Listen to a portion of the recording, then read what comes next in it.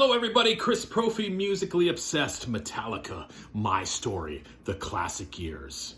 It sounds so dramatic. So here we go. Okay, I wanted to wrap a little bit here and talk to you about Metallica and how I grew up with them and how I discovered them. Now, I'm only going up to the Black Album.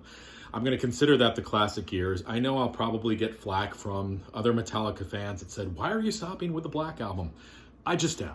Okay, so let's get into this. So, I believe that it was around 1987 when I first discovered Metallica. Now, I was around 13 years old in 1987. Yeah, don't I look good for my age? Thank you so much. And yeah, I know I'm wearing an Overkill t-shirt. I'm talking about Metallica. Get over it. All right, so here we go. I was at a store, and I happened to pick up two albums on that day in 1987. I don't remember what day it was. Let's say it was a Wednesday. Ride the Lightning and Black Sabbath Sabotage. Both amazing albums. I'm going to put this one away, though, because we're not talking about Black Sabbath.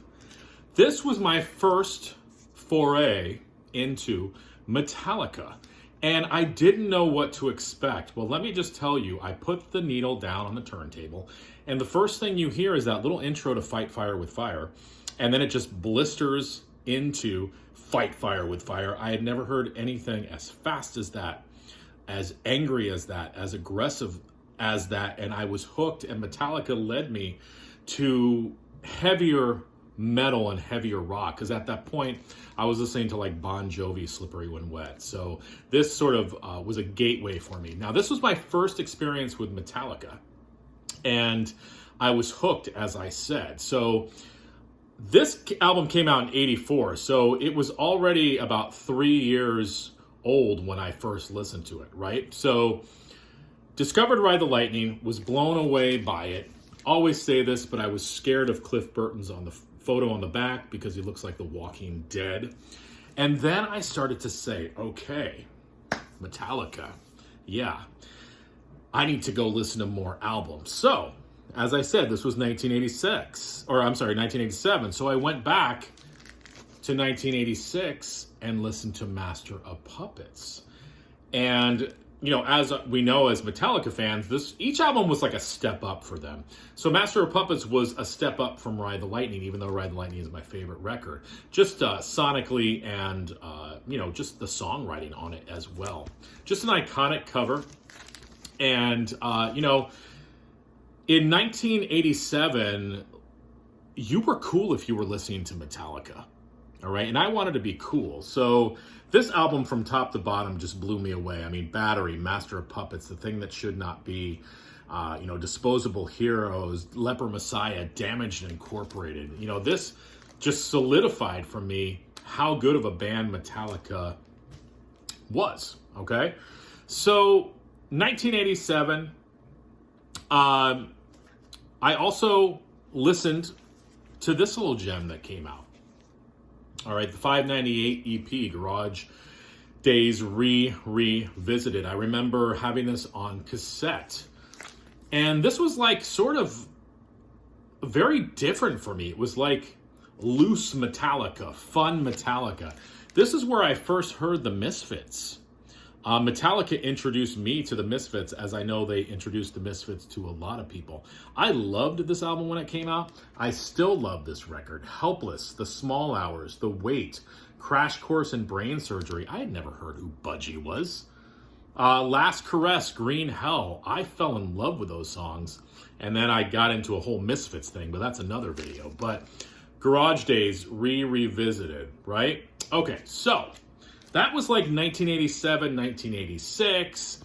I was 13 years old. I was discovering Metallica, Ride the Lightning, and then went back to Master, and then the 598 EP, and then I was like, all right, what's coming next? Oh, I'm sorry, I should have said this too, and I went back and discovered Kill 'Em All. This album was never a favorite of mine, and it's still, I like this album, but I don't really listen to it that often. It's a killer record. For whatever reason, I just don't pull this out and listen to it that often. And I don't know why. I mean, the songs from top to bottom are great. I don't know. There's a youthful energy to this album. I don't know why I don't pull it out more often. It's killer. But it was one of the last ones for me to discover when I first got into Metallica was like Ride the Lightning, Master of Puppets, 598 EP. Then I went back and, listened to Kill 'Em All.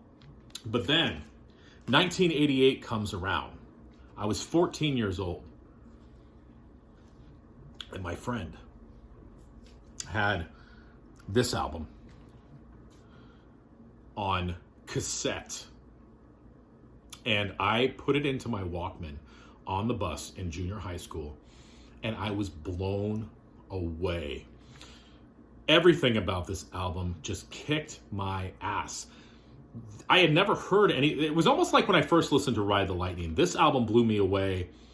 Similar to that the first time I heard it. Now, going back and listening to it now, a lot of us will say, yeah, there's no bass on this record. The production might be, I don't know, a little thin on it. I'm not like an audiophile. I still think the record sounds good. It definitely sounds different than Master of Puppets and Ride the Lightning sonically. The songs were longer. They were more proggy. You had the hit One on here. I remember watching that video over and over and over again. Just such a heavy freaking song. Metallica looked awesome in that video. The only song on this album that I don't, but the only part I don't like about this album is on the beginning of the frayed ends of Sanity, the oh we oh whoa whoa oh we oh. For whatever reason, I never got into that. But this album, classic. Listened to it on the bus, blew me away. Had it on cassette. I was just listening to Blackened today in the car, and that's what gave me the idea to do this video. All right. And lastly, 1991 rolls around. I was 17 now. And I was now living in a different state. I had a different state of mind, if you will. And the Black Album came out. And at first, I remember being taken aback by this and going, okay, this does kind of sounds like Metallica. And I remember at the mall, it must have been maybe the day it came out or the day after, and I saw my friend in the mall. He had just picked up the cassette. He's like, dude, Metallica changed their sound. There's like love songs on this record. It sucks. And I think at first it was kind of cool to say Metallica sucks because they were doing love songs. But then I really listened to this record, and then I listened to it again, and I was like, holy shit, this album is amazing. And it still is amazing. It's not Master of Puppets. It's not Ride the Lightning. It's not Kill 'Em All. It's not Injustice for All. But basically what Metallica and Bob Rock did is they made an album that stood the test of time. This can be put up against the great hard rock albums out there. And it still sounds great. To tell you the truth, I really dig the last four songs of Wolf and Man, The God That Failed, My Friend of Misery, and The Struggle Within. So the later part of this album I actually dig more than the beginning, even though, Enter Sandman, I'll never get tired of listening to that song.